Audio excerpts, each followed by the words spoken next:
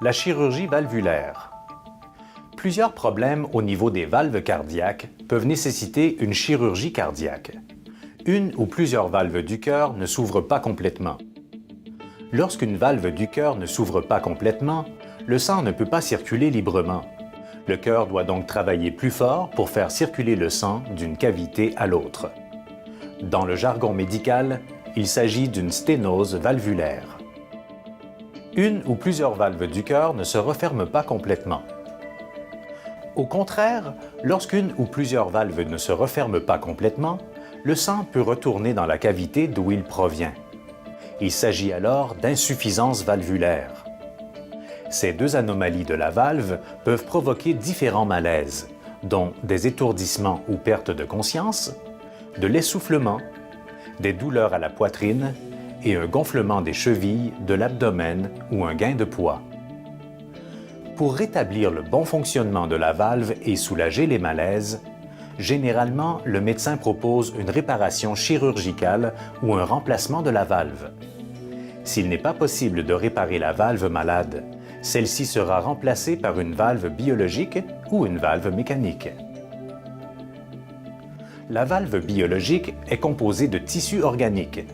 Elle n'émet aucun bruit, mais sa durabilité est variable. La valve mécanique est composée de matériaux synthétiques. Sa caractéristique principale est sa grande durabilité. Elle émet toutefois un son de tic-tac. De plus, l'utilisation d'une valve mécanique doit être combinée à une prise d'anticoagulant, du Coumadin, à vie. Le chirurgien discutera avec vous du choix de la valve la plus appropriée pour vous.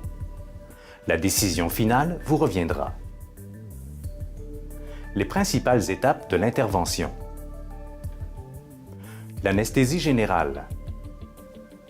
Avant de vous endormir, nous vous installerons un moniteur cardiaque, un appareil qui mesure la pression artérielle, un saturomètre qui mesure l'oxygène dans le sang et un soluté intraveineux. Ensuite, vous serez endormi. Cela permettra de procéder à l'intervention sans douleur. Une fois endormi, nous vous installerons un tube qui vous aidera à respirer, une sonde urinaire et certains accès veineux. L'anesthésiste vous surveillera durant l'intervention.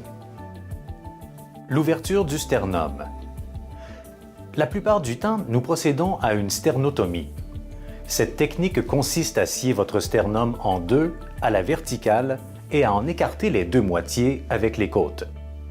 Cette approche permet au chirurgien d'accéder à votre cœur. L'arrêt temporaire du cœur.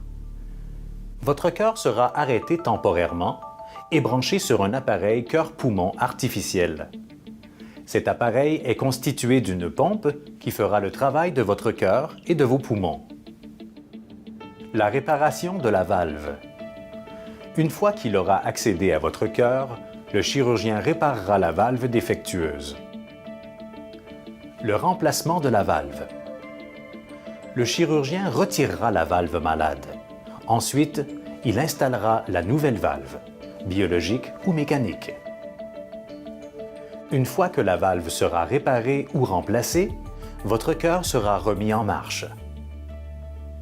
La fermeture du sternum. À la fin de l'intervention, les deux bords de votre sternum seront remis en position normale et attachés avec des fils d'acier.